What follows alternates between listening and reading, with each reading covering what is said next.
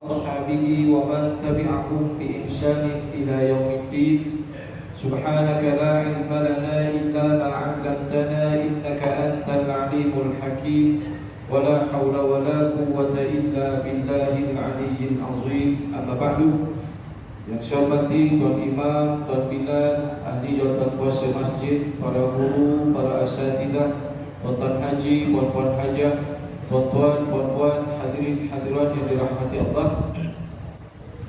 Alhamdulillah, pertama-tama marilah kita sama-sama merafakkan setinggi-tinggi puji dan syukur kehadiran Allah Subhanahu wa taala atas rahmat dan inayahnya kita dapat bersama-sama pada malam yang berbahagia ini. Alhamdulillah kita berada berkumpul di masjid ini dalam keadaan sihat walafiat. Dan syukur Alhamdulillah Allah Subhanahu wa taala masih lagi memilih kita dari kalangan yang hadir di dalam majlis ilmu pada malam yang berbahagia ini. Mudah-mudahan dengan hadirnya kita pada malam ini di dalam majlis ilmu ini, moga-moga Allah Subhanahu wa taala senantiasa menurunkan limpah dan rahmat-Nya ke atas kita semua, dipermudahkan urusan kita, dimurahkan rezeki kita, dikurniakan zuriat yang soleh solehah, dan mudah-mudahan diberkati hidup kita dunia dan akhirat insya-Allah. Amin ya rabbal alamin. Tuan-tuan hadirin yang dirahmati Allah, apa khabar semua? Sehat ya? Catat sehat ini. Alhamdulillah, nampak sehat semua. Tuan-tuan hadirin yang dirahmati Allah, malam ni sebenarnya bukan term saya kuliah, tapi term Al-Fadhil Ustaz Fadli, yang mana beliau balik kampung cuti banyak. Dia banyak asatizah kita ni banyak bercuti, dan saya orang sini tak cuti mana pun. Mak mentua orang sini, orang Tiram. Saya pun duduk sini, mak saya pun duduk Kota Masai. Jadi saya tak pergi mana. Dan tempat yang biasa saya kuliah malam ni pula, dia ada beberapa majlis. Jadi memang kata orang tu memang free lah malam ni. Jadi tuan-tuan kena pula Tuan Imam tanya saya, Ustaz kosong kat malam ni? Jadi saya kata insya-Allah lah boleh saya datang. Biasanya saya kuliah subuh saja di sini hari Sabtu minggu yang kedua, ya, sebulan sekali. Jadi maknanya malam ni ataupun bulan ni kita jumpa dua kali. Sekali kita jumpa subuh hari itu, dan sekali kita jumpa maghrib. Tuan-tuan hadirin yang dirahmati Allah, malam ni tuan-tuan saya ingin berkongsi yang ringan-ringan sahaja. Boleh tuan-tuan? Kena yang berat-berat. Kalau yang berat-berat saya pun tak larat. Di dah petang, kita dah penat bekerja, kita dah sibuk, kita dah macam-macam kita fikir satu hari ni. Jadi malam ni biarlah kuliahnya santai-santai ataupun yang ringan-ringan sedikit. Boleh tuan-tuan ya? Hadirin yang dirahmati Allah, di antara kelebihan umat Nabi Muhammad sallallahu alaihi wasallam iaitu kita ni mempunyai kitab yang luar biasa. Semua agama di dunia ni ada kitab masing-masing. Kalau orang Yahudi, dia ada kitab namanya Taurat. Kalau orang Nasrani, dia ada kitab namanya Injil. Kalau orang Buddha, dia ada kitab namanya Tripitaka. Kalau orang Hindu, dia ada kitab namanya Veda. Kalau orang Kristian, dia ada kitab namanya Bible. Saya tak samakan Bible dengan Injil. Saya tak samakan kerana Bible banyak versi. Injil satu datang daripada Allah Subhanahu wa taala. Dan orang Majusi menyembah, ada juga kitab. Walaupun Majusi ni sembah api, dia sembah matahari, dia sembah bulan, sembah bintang, dia juga ada kitab namanya kitab Zend-Avesta. Dan kita ni umat Islam ada kitab namanya Al-Quran. Tuan-tuan hadirin yang dirahmati Allah, kitab Al-Quran adalah kitab yang luar biasa, yang daripada zaman Nabi SAW hinggalah zaman kita sekarang ini tidak ada berlaku perubahan pada Al-Quran. Maknanya ayat yang kita baca ini, itulah ayat yang dibacakan oleh malaikat Jibril kepada Nabi SAW. Dan Nabi kita bacakan ayat-ayat itu kepada para sahabat. Maka para sahabat pun menulis Al-Quran mengikut apa? Mengikut bahasa mereka. Asalnya Al-Quran ni tuan-tuan bukan diturunkan melalui penulisan, Tapi Al-Quran diturunkan melalui hafazan. Dia tak macam kitab-kitab yang dahulu. Kitab Taurat, Zabur dan Injil Allah Ta'ala turunkan secara tulisan. Kitab Taurat Allah turunkan secara tulisan. Nabi Musa ketika bermunajat di Gunung Turi Sinai di Mesir, Nabi Musa menerima wahyu daripada Allah Ta'ala berbentuk kepingan-kepingan, sama ada kepingan batu ataupun kepingan kayu kata para ulama, dan dipeluklah kepingan tersebut, dan itu adalah kitab Taurat Nabi Musa alaihi salam. Sama juga dengan kitab Zabur Nabi Daud, dan sama juga dengan kitab Injil Nabi Isa alaihi salam. Tetapi berbeza dengan Nabi kita Nabi Muhammad sallallahu alaihi wasallam. Kerana apa? Kerana maklum Nabi kita ni tidak pandai membaca. Nabi kita tidak pandai menulis, tak macam Nabi Musa, tidak macam Nabi Daud, dan tidak macam Nabi Isa, yang mana mereka semua memang pandai menulis, pandai membaca. Tetapi Al-Quran Allah Ta'ala kurniakan pada Nabi kita yang tidak pandai membaca dan tidak pandai menulis, maka disampaikanlah Al-Quran melalui hafazan. Sebab itu tuan-tuan hadirin yang dirahmati Allah, walaupun ada berlaku perbezaan bacaan di dalam Al-Quran, kan Al-Quran ni ada 10 qiraat. Yang kita baca ni, yang kita amalkan ni, salah satu daripada 10 qiraat yang ada, yang boleh dibaca dan sahih riwayatnya. Kita ni baru baca qiraat Hafs an Asim, baru satu qiraat. Maknanya ada lagi 9 qiraat di luar sana yang mungkin kita tak tahu, tuan-tuan. Betul tak? Tak ramai orang belajar ilmu qiraat. Imam kita tadi sembahyang membaca Maliki Yaumiddin. Dalam qiraat lain, contohnya qiraat Warash an-Nafi', dia membaca pendek pula, Ar-Rahmanir Rahim, Maliki Yaumiddin, dibaca pendek. Kita yang dengar gitu, tuan-tuan, adakah kita perlu mufarakah? Kalau kita tak faham, kita akan mufarakah. Kita akan kata imam baca salah. Kerana apa? Dia tidak memanjangkan Maliki Yaumiddin. Itu belum kita dengar lagi, tuan-tuan, ada yang membaca Ihdinas Siratal Mustaqim. Zirata. Ada yang membaca Ihdinas Siratal Mustaqim. Sirata. Yang kita baca Ihdinas Siratal Mustaqim. Jadi mana satu yang betul? Tiga-tiga betul. Sebab itu hadirin yang dirahmati Allah, apa yang dibacakan oleh malaikat Jibril dan dipahami dan diulang, diingat oleh baginda Nabi SAW, Nabi baca kepada para sahabat, maka para sahabat menulis mengikut kefahaman mereka. Sebab itu tuan-tuan, dahulu ada berlaku daripada segi penulisan Al-Quran, maka dia termasuk yang dimaafkan. Apatah lagi yang berlaku pada zaman Sayyidina Osman. Zaman Sayyidina Osman, Al-Quran yang dah terpisah-pisah ataupun yang dah ditulis, tersebar di seluruh dunia, tuan-tuan, maka Sayyidina Osman minta Al-Quran itu dikumpulkan semula dan kemudian dibakar. Kerana apa? Kerana setiap ulama ataupun sahabat yang pergi ke negeri-negeri, negara-negara di luar sana membawa qiraat yang berbeza-beza. Apabila mereka membawa qiraat yang berbeza-beza, anak muridnya pula orang yang tak faham, dia dengar yang sini baca Maliki Yaumiddin, yang sini membaca Maliki Yaumiddin, yang sana membaca Alladzina yu'minuna bil ghaibi, yang sana baca Alladzina yu'minuna bil ghaibi, yang sana baca Wadduha, yang situ baca Wadduha. Jadi mana satu betul? Maka tuan-tuan, ketika itu hampir-hampir berlaku peperangan besar antara umat Islam. Maka jasa Sayyidina Osman iaitulah menggabungkan bacaan huruf Al-Quran menjadi satu kalimat yang kita kenali sekarang dengan namanya Resam Osmani. Apa namanya? Resam Osmani. Cuba tuan-tuan tengok surah Al-Fatihah. Kita kan baca panjang Maliki, seolah-olah di situ ada mim alif lam kaf, Maliki. Tapi kalau tuan-tuan buka Al-Quran, dia tak ada alif di situ. Dia mim, lam, kaf sahaja. Habis panjang dibuat apa? Panjang dijadikan sebagai tanda. Betul tak? Macam dia tak tengok Quran boleh ngangguk ni, tu handal tu. Itu saya suka ngajar kat cikgu ni. Saya baru tanya semua dah ngangguk.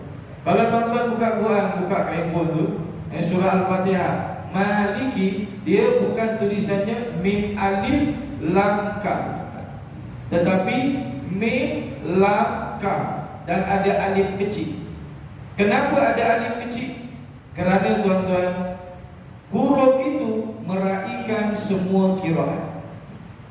Huruf itu meraikan semua qiraat. Siapa yang membaca panjang, maka diletakkan tanda panjang Maliki. Dia tak termasuk huruf.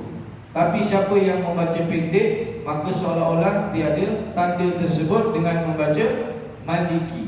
Maliki Yaumiddin. Ini namanya resam Osmani. Jadi tuan-tuan hadirin yang dirahmati Allah, Al-Quran pada zaman Nabi kita SAW, dia belum dibukukan.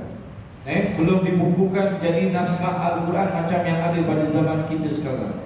Zaman Nabi SAW, Al-Quran ini Nabi kita terima daripada malaikat Jibril, dan kemudian malaikat Jibril Nabi kita terima dari malaikat Jibril, dan kemudian Nabi sampaikan pada para sahabat. Nabi panggil sahabat-sahabat yang pandai menulis. Antaranya Sayyidina Ali bin Abi Thalib, antaranya Zaid bin Thabit, antaranya Abdullah bin Umar. Nabi panggil mereka yang muda-muda ni, yang pandai menulis. Jadi mereka menulis. Bila mana mereka pandai menulis tuan-tuan, maka diberilah lembaran ini ada di rumah saya. Dulu surah Al-Baqarah ada di rumah sahabat sekian, surah Ali Imran di rumah sahabat sekian, surah An-Nisa di rumah sahabat sekian. Jadi dia bukan berada di satu tempat, dia ada berpecah-pecah dulu Al-Quran. Sampailah Nabi kita wafat. Bila Nabi kita wafat tuan-tuan, maka pada zaman Sayyidina Abu Bakar As-Siddiq radhiyallahu anhu berlaku peperangan yang besar-besar. Pertama, peperangan orang yang tak nak bayar zakat. Orang yang tak nak bayar zakat ni tuan-tuan diperangi oleh Sayyidina Abu Bakar. Yang kedua, orang yang murtad, yang keluar daripada Islam. Kata mereka, Islam ini hanya pada zaman Nabi Muhammad hidup, tapi bila Nabi Muhammad meninggal, maka kita tak perlu kepada Islam. Mereka murtad, diperangi golongan ini. Dan yang ketiga, golongan yang mengikut Nabi palsu. Nabi palsu. Zaman Sayyidina Abu Bakar, yang mengaku Nabi namanya Musailamah bin Habib Al-Kazzab, ataupun orang panggil Musailamatul Kadzab. Musailamah pembohong. Kadzab tu maksudnya pendusta, pembohong, kaki temberang. Kerana apa? Kerana dia tuan-tuan antara orang yang cuba membuat ayat-ayat Al-Quran. Dia nak buat ayat macam Quran, tapi isi dia tak berapa sedap. Bukan tak berapa sedap, memang tak sedap langsung. Memang tak sedap langsung. Dalam memerangi golongan-golongan ini tuan-tuan, apa yang berlaku? Sahabat-sahabat yang menghafaz Al-Quran ramai yang mati syahid. Ramai yang mati syahid. Bila ramai sahabat yang hafaz Quran ni mati syahid, maka Sayyidina Umar nampak macam satu perkara yang agak serius. Sayyidina Umar zaman Sayyidina Abu Bakar. Maka apa kata Sayyidina Umar kepada Sayyidina Abu Bakar? Ya Amiral Mu'minin, inni ara an tajma'al Quran. Wahai Khalifah Amirul Mu'minin, kata Sayyidina Umar, saya rasa Tuan kena kumpulkan Quran. Jadi satu tempat. Al-Quran ni dikumpulkan. Yang mana simpan surah Baqarah kumpul, mana simpan surah Ali Imran kumpul, mana simpan surah An-Nisa kumpul, mana simpan surah Al-Maidah kumpul, semua kumpul sampailah surah An-Nas dikumpulkan. Kerana apa? Kerana saya melihat ramai yang hafiz Quran ini mati syahid.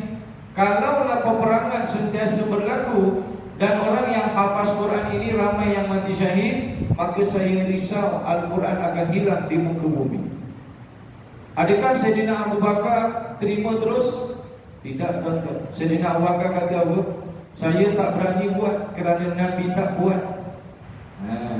Ini kan biasa disebut oleh satu golongan di Malaysia yang senantiasa kata apa yang Nabi tak boleh buat, apa yang Nabi tak buat, kita jangan buat.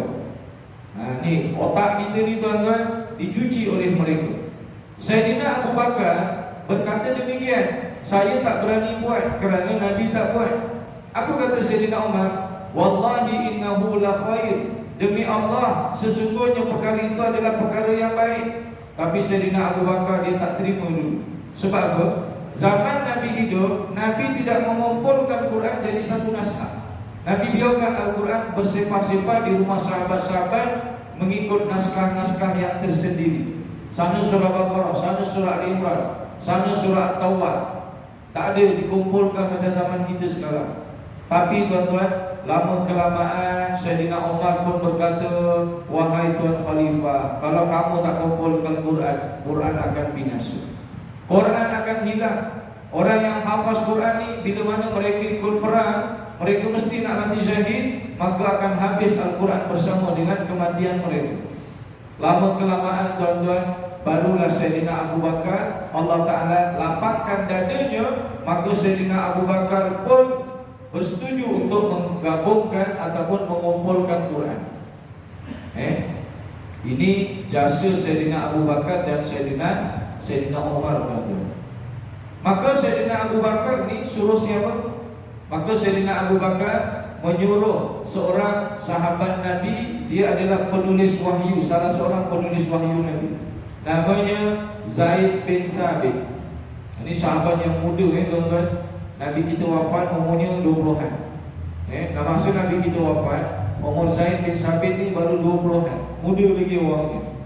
Maka tuan-tuan, kenapa Sayyidina Abu Bakar memilih beliau? Pertama, beliau ni penulis wahyu zaman Nabi. Yang kedua, dia menghafal Quran.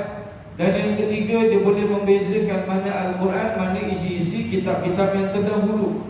Kerana apa?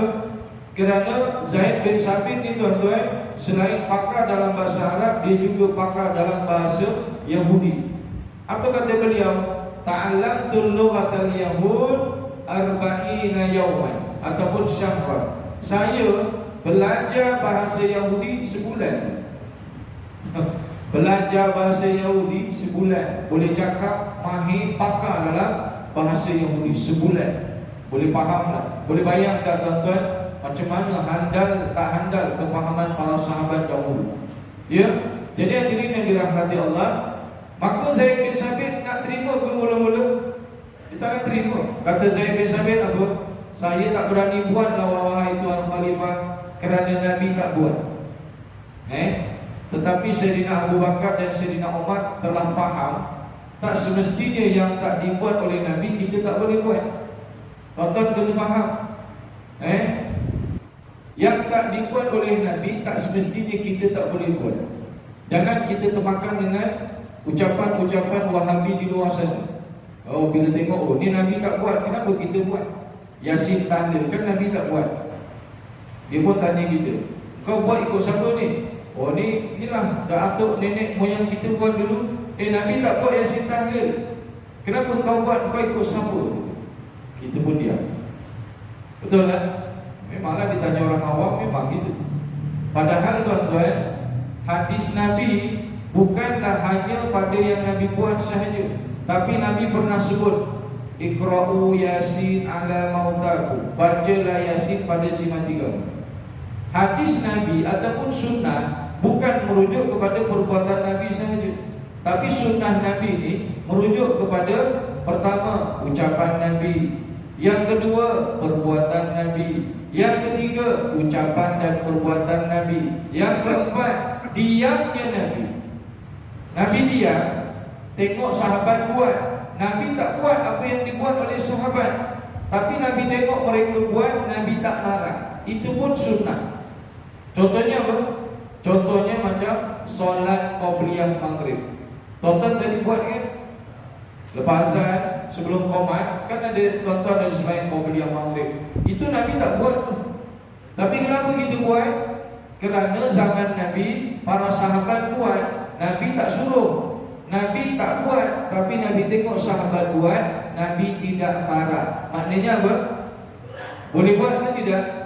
Boleh, sebab Nabi tidak akan membiarkan kemungkaran berlaku di depan matanya. Jadi walaupun Nabi tak buat dan Nabi tak suruh, tapi Nabi tengok sahabat buat, Nabi tak marah, itu dah dikira sebagai sunnah juga, tuan-tuan. Maka hadirin yang dirahmati Allah, pendek cerita tuan-tuan, Sayyidina Zaid bin Sabit pun faham apa yang difahami oleh Sayyidina Abu Bakar dan juga Sayyidina Umar. Maka tuan-tuan, Sayyidina Zaid bin Sabit pun mengumpulkan Quran. Dia kumpul dua-dua ni. Dua-dua tu apa? Pertama, buku naskahnya. Siapa yang ada tulisan surah-surah Al-Quran duduk di sini. Dikumpul. Siapa yang menghafal apa-apa dari Quran ke sini. Jadi dua kelompok, tuan-tuan. Yang dekat sini, siapa yang ada naskah Quran, surah Baqarah ke, surah Ali Imran ke, surah apa semua, tak kira dah satu ayat ke, dua ayat ke, bawa semua pergi sini. Akan disusun oleh Zaid bin Sabit. Yang kedua, siapa yang menghafal apa-apa dalam Quran, duduk sini. Beratur panjang, tuan-tuan. Apa kata Sayyidina Zaid bin Sabit? Wahai Khalifah, kalaulah Tuan suruh saya pindahkan Bukit Uhud ke tempat lain, itu lebih senang daripada saya mengumpulkan Quran daripada ingatan dan juga catatan para sahabat. Ini besarnya jasa para sahabat, tuan-tuan, dalam mengekalkan isi Al-Quran dan mengumpulkan Al-Quran. Kita tinggal baca je sekarang ni. Tinggal baca itu pun malas. Bukan orang sini tak, ini orang sana. Orang sini insya-Allah rajin semua. Jadi hadirin yang dirahmati Allah, dan Zaid bin Sabit ni, tuan-tuan, bila mana dikumpulkan orang yang menghafal Quran, maka beliau akan terima siapa yang tidak ragu-ragu.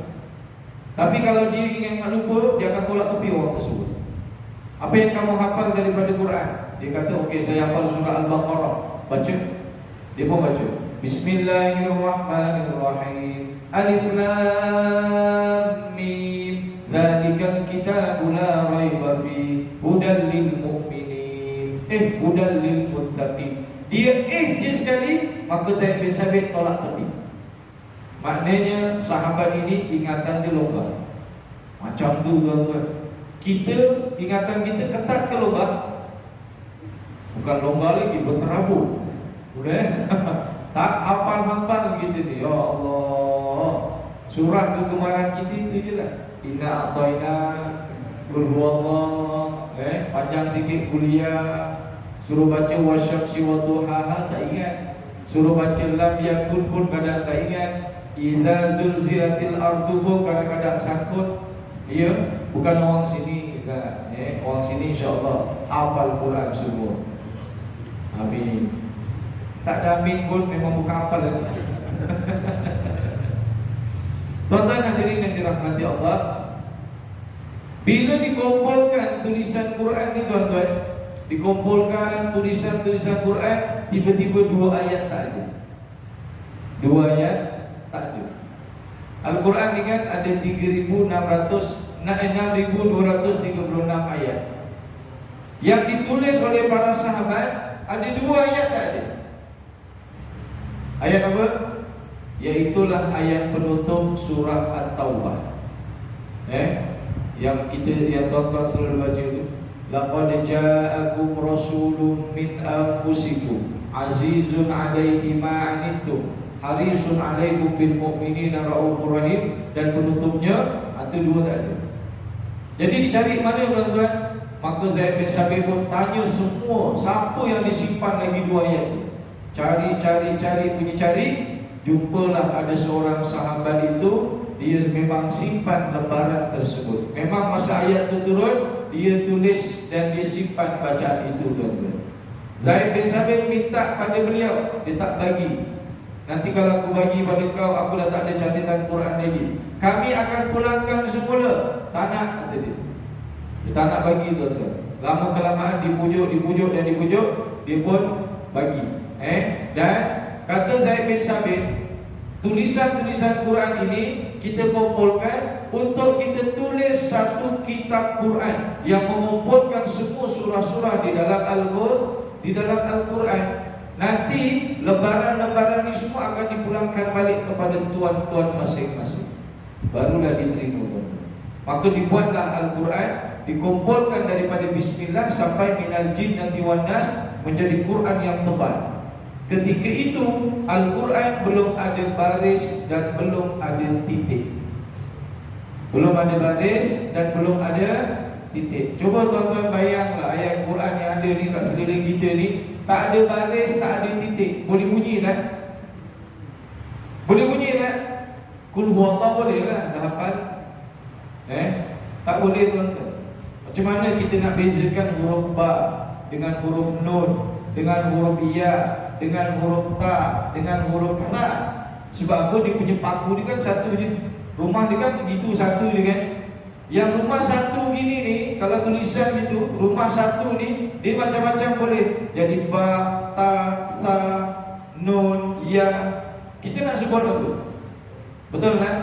Yang gini jin dengan adik-beradik dia ada 3. Kita nak sebut jin ke, ha ke, kha. Dia cuma bentuk gitu. Ni nak baca apa ni? Siraj ke sirah ke sirah. Tak jumpa tuan-tuan. Sebab itu bahasa Arab dulu susah. Tak ada baris dan tak ada titik. Maka hadirin yang dirahmati Allah, dikumpulkan Al-Quran, ditulis dan diletakkan di mana? Di rumah isteri Nabi, iaitulah isteri kepada anak kepada Sayyidina Umar bin Khattab. Namanya Sayyidatuna Hafsah. Sayyidatuna Hafsah. Maka beliau simpan Quran tersebut yang pada zaman Sayyidina Abu Bakar. Pada zaman Sayyidina Umar tak ada apa perubahan, kekal. Tapi pada zaman Sayyidina Osman berlaku macam saya cerita tadi tu. Al-Quran yang ada di Sayyidatuna Hafsah itu disalin balik. Maka sahabat-sahabat bawalah salinan-salinan itu keluar negara, berdakwah di negara-negara luar, antaranya di Yaman, antaranya di Mesir. Pada zaman Sayyidina Umar kan di Spanyol, di Iraq dan banyak lagi lah tempat tuan-tuan ya. Maka setiap mereka ni mendapat guru dari kalangan para sahabat mengikut qiraat yang berbeza. Yang macam saya sebut tadi tu, ada yang sana membaca Maliki Yaumiddin, sana baca Maliki Yaumiddin. Berbeza riwayat tersebut sehingga hampir-hampir umat Islam ni nak perang. Hampir-hampir nak perang kerana apa? Kerana ketidakfahaman umat Islam tentang ilmu qiraat. Maka dikumpulkan balik semua Al-Quran itu. Maka Sayyidina Osman memanggil semula Zaid bin Sabit dan the gangnya lah. Untuk apa? Untuk menggabungkan kalimah Quran 10 qiraat boleh dibaca melalui satu kalimah. Ini luar biasanya tuan-tuan kecerdasan Sayyidina Osman. Satu kalimah tapi boleh dibaca dengan pelbagai qiraat. Oh, ini memang kalau tuan-tuan belajar, tuan-tuan akan rasa seronoknya Al-Quran. Saya belajar tentang ilmu qiraat, walaupun tak habis tuan-tuan, tetapi saya dah belajar tentang kaedah-kaedah. Nak baca boleh, sebab saya dapat ijazah tentang bacaan-bacaan tersebut. Cuma kalau baca kat sini kan nanti orang ingat, siapa pula ustaz boleh ngada-ngada dia tukar-tukar pula. Jadi hadirin yang dirahmati Allah, maka dibuatlah Al-Quran yang mana Al-Quran itu mengikut namanya Resam Osmani. Sampai sekarang ni lah namanya Resam Osmani Al-Quran kita tuan-tuan. Resam tu maknanya tulisan. Osmani yang diasaskan pada zaman Sayyidina Osman bin Affan radhiyallahu anhu. Ada baris lagi tak pada zaman Sayyidina Osman? Belum ada baris, belum ada titik.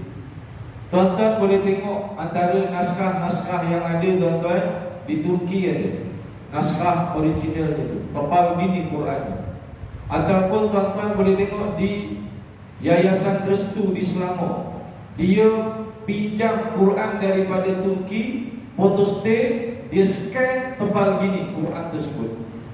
Tapi jangan pergi seorang-seorang. Pergi seorang-seorang memang tak dapat masuk. Tuan-tuan buat lawatan ramai-ramai. Buat ramai-ramai, Okey, ini daripada mana ni? Kami daripada Jamaah Masjid Jalan Ciku. Buat apa? Kami nak tengok manuskrip Al-Quran yang lama, yang tak ada baris, tak ada titik. Boleh tak? InsyaAllah dapat masuk. Kerana apa? Ramai-ramai. Kalau seorang-seorang dia tak layan. Buat deal dulu lah. Buatlah program.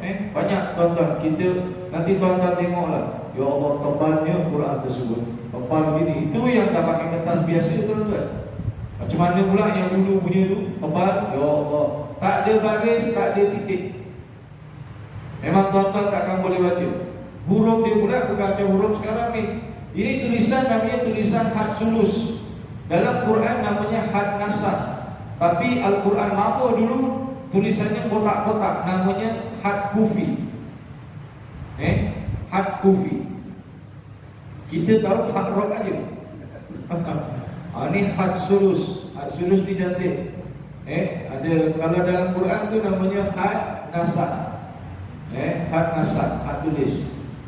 Dan yang di Quran lama dulu kotak-kotak gini. Huruf mim dia segi empat, sin kotak-kotak gini, kaf gitu. Dia jenis itu namanya had kufi. Quran dulu tulisan dia gitu tuan-tuan, pada zaman para sahabat. Jadi hadirin yang dirahmati Allah, itu yang berlaku pada zaman Sayyidina Utsman bin Affan radhiyallahu anhu. Dan pada zaman Sayyidina Ali bin Abi Thalib, bila mana umat Islam semakin ramai dan yang masuk Islam ni pula dari kalangan bukan Arab ramai, ialah umat Islam bukan Arab ramai dulu tuan-tuan. Mungkin daripada Indonesia pun ada, daripada Malaysia pun ada dulu. Sebab sejarah Malaysia dan Indonesia ni menerima dakwah sejak zaman sahabat lagi tuan-tuan. Menerima dakwah sejak zaman sahabat lagi ke sini, ke tanah Melayu kita. Jadi hadirin yang dirahmati Allah, bila ada orang yang bukan Arab, dia membaca Quran yang tiada titik dan tiada baris, maka berlaku kesilapan dalam sebutannya. Mereka tak hafal. Macam kita ni kan, kita ni bangsa yang tak kuat ingatan kita untuk menghafal Quran. Rata-rata kita ni tuan-tuan tak kuat ingatan kita untuk menghafal Quran. Dan kita ni pula bukan kaum yang memang rutin menghafal Quran, kecuali anak-anak yang kita hantar tahfiz. Di masjid kita tak rutin baca menghafal Quran. Jangankan menghafal Quran, baca Quran pun kadang-kadang orang kita tak lancar. Jadi hadirin yang dirahmati Allah, bila mana orang yang tak berapa hafal Quran dan dia pun tak tahu apa yang dia baca daripada Quran, maka dan dalam masa yang sama Al-Quran pula tiada titik dan tiada baris. Pernah Sayyidina Ali bin Abi Thalib ini tuan-tuan mendengar ada orang membaca, sepatutnya membaca ya'lamun, tapi dia baca ta'lamun. Ya'lamun kan tulisan dia ya, titiknya di bawah, betul? Kalau ta'lamun titiknya di atas. Bunyinya macam sama, ya'lamun dengan ta'lamun. Rumah dia pun sama tuan-tuan. Rumah dia sama. Kalau tuan-tuan buat rangka dia tu sama. Ya'lamun ada paku satu, ain, lam, mim, waw, nun. Ya'lamun, ta'lamun pun sama juga. Rumah paku dia ain, lam, mim, waw, nun. Tapi apa beza ya'lamun dengan ta'lamun? Beza. Ya'lamun ni dhamir ghaib.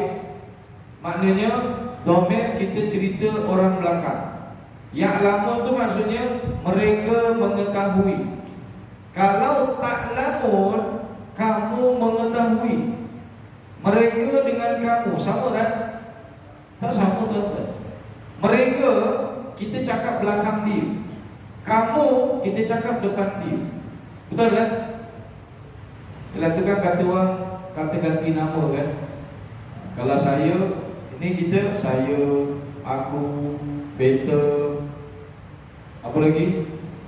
Anak. Kalau bahasa Arab, yang orang depan kita sebut apa?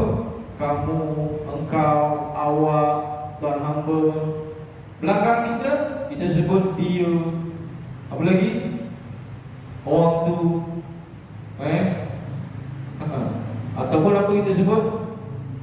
Kalau geram sangat kita ni bajingan tengik tu. Itu kita, itu kalau di belakang.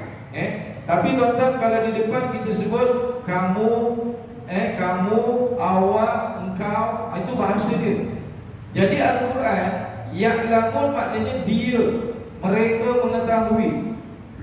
Kalau ta'lamun, kamu mengetahui. Sama kan?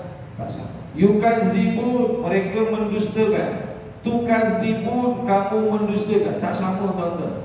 Maka Sayyidina Ali bin Abi Thalib telah memikirkan banyaknya kesalahan-kesalahan orang-orang yang tak faham bahasa Arab ini. Bila membaca Al-Quran, lari maknanya jauh, maka beliau mengambil inisiatif untuk meletakkan baris dan titik di dalam Quran.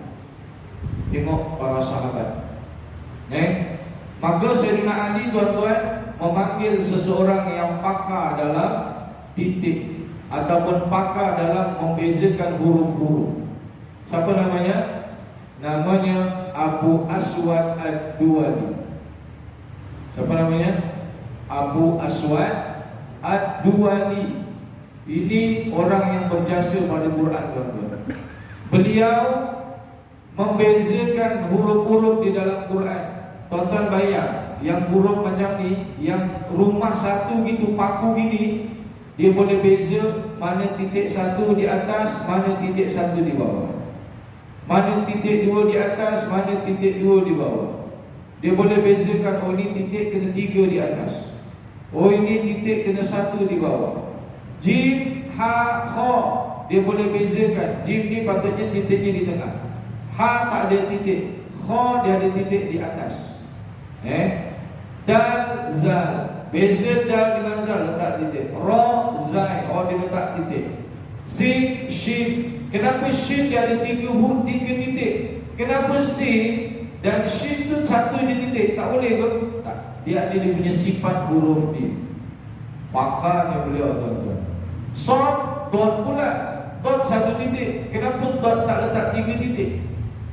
Betul kan? Shin dia letak 3 titik, tapi dot dia letak 1 titik. To, zo 1 titik. Ain, ghain 1 titik. Fa, qaf, fa boleh letak ada titik 1, qaf ada titik 2. Kenapa dia tak letak fa tu tak ada titik, qaf titik 1? Ini, tuan-tuan, beliau lah ahli dan pakar. Beliau memang disebut di dalam kitab, tapi saya baca pun saya tak faham. Sebab apa? Dia ada beza. Macam mana nak membezakan, oh ni huruf ni, dia ada daripada segi makhraj dia ada daripada segi sangkut-sangkut dia, tuan. Namanya siapa? Abu Aswad Ad-Duwali. Ya Allah, Al-Quran dah dikumpulkan, dah dicantikkan dia punya resam Osmaninya, kemudian diletakkan baris dan diletakkan titik, lama kemudian diletakkanlah tanda berhenti yang sesuai. Ya, sekarang kita usaha kita apa, tuan-tuan, pada Quran? Baca saja. Betul tak? Kita kena kumpul lagi tak Quran? Kita dah tak payah kumpul lagi dah Quran. Sekarang Quran ni alhamdulillah macam-macam dah yang ditambah-tambah sedikit oleh ustaz-ustaz kita, orang cerdik pandai kita. Antaranya apa? Ditambahlah letak terjemahan sebelah. Sebab kita kalau baca Quran bahasa Arab kita tak faham, maka diletaklah terjemahan di sebelah. Betul tak? Sekarang ni pula lebih advance lagi, diletak terjemahan di bawah setiap kalimahnya, supaya kita boleh belajarlah sikit-sikit bahasa Arab. Inna maksudnya apa, ala maksudnya apa, fi maksudnya apa. Betul tak? Diletak sikit-sikit. Lepas tu diletak pula kala-kala tajwid pula. Kalau hukum idgham dikasih warna hijau, kalau hukum izhar dibagi warna oranye, hukum iqlab dibagi warna merah. Ini adalah, kata orang tu, nilai tambah orang-orang yang nak berjasa pada Quran. Dan kita, tuan-tuan, tak ada kemampuan macam tu. Bila mana kita tak ada kemampuan macam tu, kita tak mampu nak letak inovasi baru pada Quran, apa yang perlu kita buat? Maka jangan sia-siakanlah kita yang ada kitab Al-Quran ini, maka kita bacalah Al-Quran.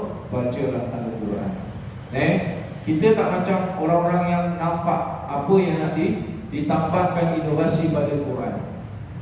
Macam Al-Quran, walaupun nampak cadangan, tuan-tuan, tapi tetap memberi manfaat. Contohnya apa? Macam penanda benang tu kan. Kan ada penanda rabbit tu kan. itu pun bermanfaat juga, walaupun bukan sebahagian daripada Quran, tetapi dia memberi manfaat pada bab penanda pula. Itu adalah apa kata orang tu, inisiatif, inovasi baru tentang Quran. Dan kita ni tuan-tuan, tak ada apa-apa, maka janganlah lepaskan peluang kita dengan senantiasa membaca Al-Quran. Kita dah tak payah kumpul lagi dah Al-Quran. Kita dah tak payah cari ketuk pintu rumah ke rumah. Ada tak surah Al-Baqarah kat rumah saya nak baca? Tak payah dah. Sebab Al-Quran telah dikumpulkan jadi satu naskah yang ada sekarang ni tuan-tuan. Maka bacalah mengikut kemampuan kita untuk membaca Al-Quran. Dan membaca Al-Quran pula bukannya Allah sediakan pahala sikit-sikit. Allah sediakan pahalanya besar. Nabi kita bersabda, man qara'a harfan fi kitabillah falahu bihi hasanah wal hasanatu bi asyri amthaliha wa la aqulu alif lam mim harfun walakin alif harfun lam harfun mim harfun. Siapa yang membaca dalam Quran, dari Quran itu satu huruf, dapat satu pahala kebaikan. Satu pahala itu digandakan 10. Jadi maknanya apa? Satu huruf dapat 10 pahala kebaikan. Wala aqulu alif lam mim harfun. Saya tidak kata alif lam mim satu huruf kata Nabi, tapi alif satu huruf, lam satu huruf, mim satu huruf. Maknanya ada 3 huruf. Bila ada 3 huruf, berapa pahala yang Allah sediakan pada kita? 30 pahala kebaikan. Banyak ke sikit tuan-tuan? Senyap jadi. Nampak saya lagi? Kita tak nampak. Saya bawa yang ringan-ringan ni. Saya tak bawa berat-berat. Kita tak bawa tauhid, tak bawa fiqah. Saya bawa yang ringan-ringan. Tuan-tuan hadirin yang dirahmati Allah. Dan Nabi kita pula beri pula kelebihan yang berganda-ganda daripada Quran. Tadi satu huruf dapat 10 pahala kebaikan, tapi Nabi kita beri lagi supaya apa? Pahala gandaan bacaan Quran kita ni bertambah. Apa dia? Siapa yang membaca surah-surah sekian dapat pahalanya sepersekian. Betul tak? Yang biasa tuan-tuan tahu apa? Surah Al-Ikhlas. Betul?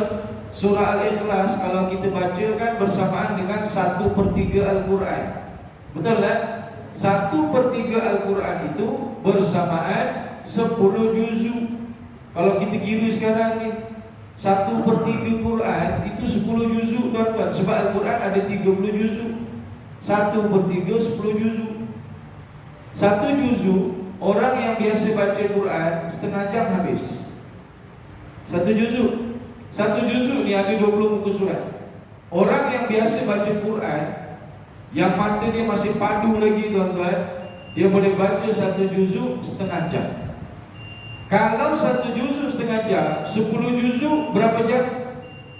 5 jam tuan-tuan.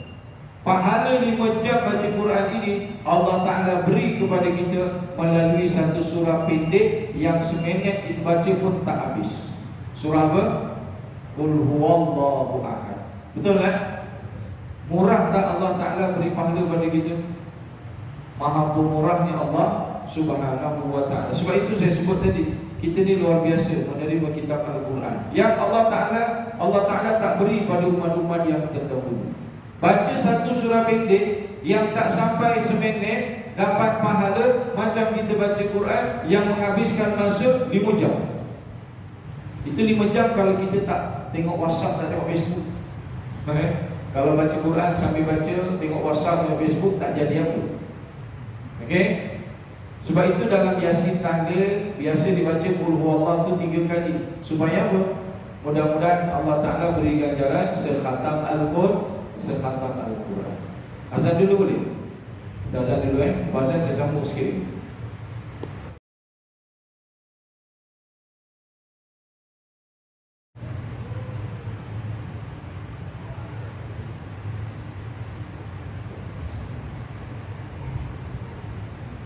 Bismillahirrahmanirrahim. Allahumma salli wa sallim ala sayyidina Muhammad wa ala alihi wa ashabihi wa man tabi'ahum bi ihsanin ila yaumiddin. Tuan-tuan hadirin yang dirahmati Allah, selain 1/3 daripada Al-Quran, Nabi kita juga ada menyebut 1/4 daripada Al-Quran. 1/4 daripada Al-Quran itu lebih kurang 7 juzuk setengah. 1/4 kali dengan 30, total akan dapat 7 juzuk setengah. 1/4 7 juzuk setengah campur 1/4 jadi 2/4, separuh lah, 15 juzuk. Betul kan? Surah apa yang kalau kita baca dapat pahala 7 juzuk setengah? Iaitu 2 surah. Pertama, Qul ya ayyuhal kafirun, dan juga Idza jaa nasrullahi wal fath. Qul ya dan juga idza jaa. 4 kali kita baca surah ni tuan-tuan, dapatlah pahala macam kita mengkhatamkan Al-Quran. Banyak ke sikit tuan-tuan Allah beri pada kita? Idza jaa nasrullahi wal fath. Baca tak sampai seminit pun dapat pahala macam kita baca 7 juzuk setengah, lebih kurang 4 jam. 3 jam lebih, 4 jam tuan-tuan. Ya Allah, tak larang kita baca 4 jam. Jangankan baca 4 jam tuan-tuan, nak baca 5 minit pun kadang-kadang kita tak larang. Tapi tengok Allah Ta'ala Maha Pemurah pada kita. Allah beri pahala amal yang sikit, pahala yang berlipat kali ganda. Ada tak yang lebih besar daripada 1/3? Ada, iaitu 1/2. Surah apa yang dapat 1/2 Quran? Satu surah, iaitu surah Al-Zalzalah. Idza jaa nasrullahi wal fath.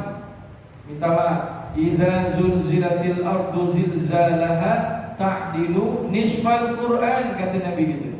Membaca idza zulzilatil ard menyamai separuh Al-Quran. Separuh Al-Quran maknanya 15 juzuk tuan-tuan.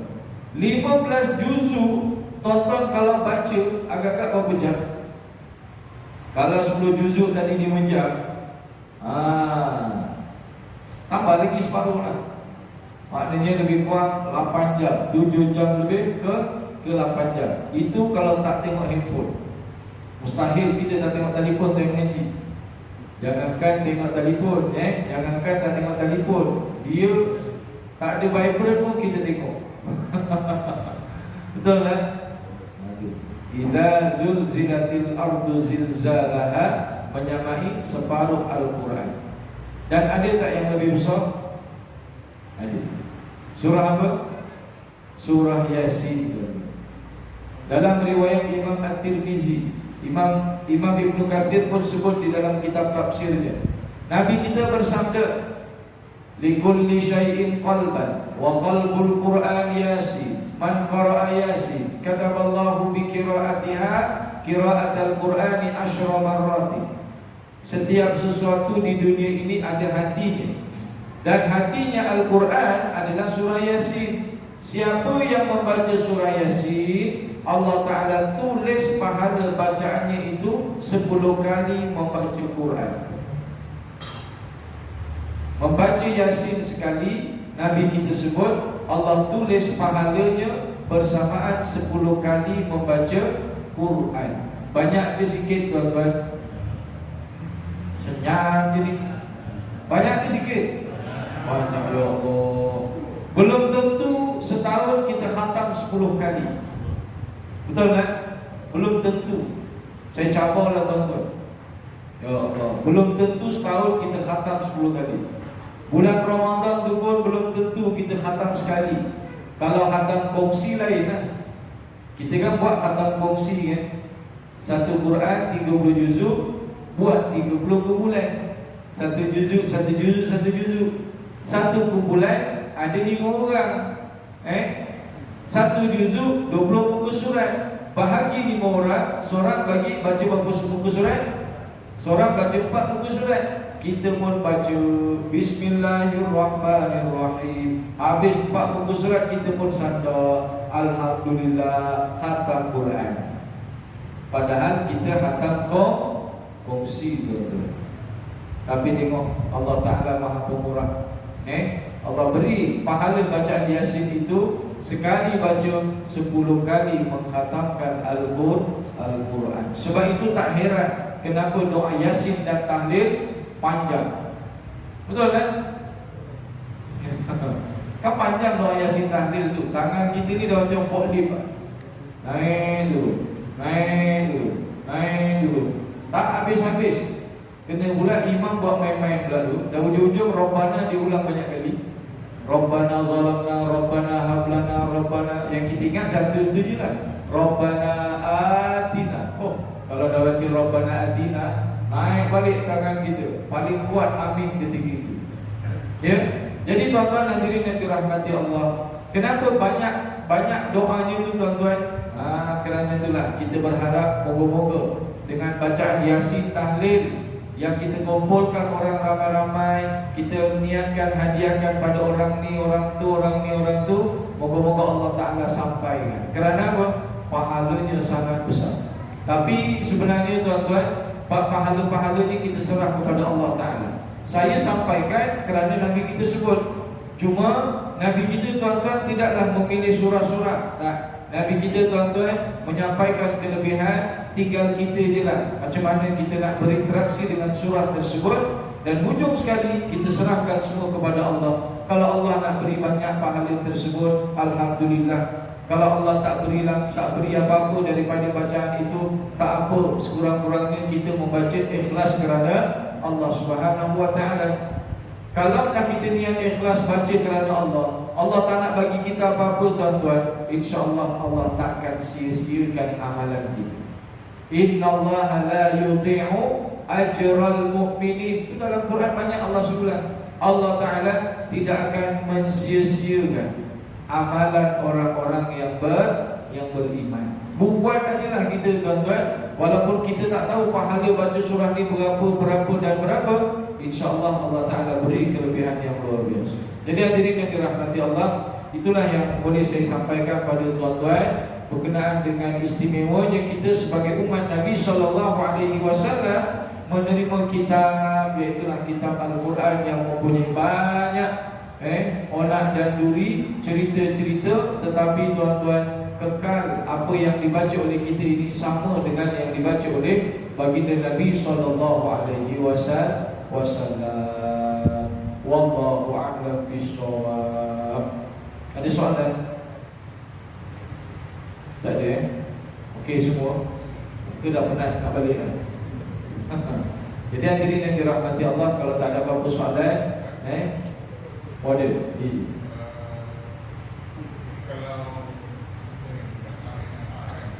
Apa? RNA.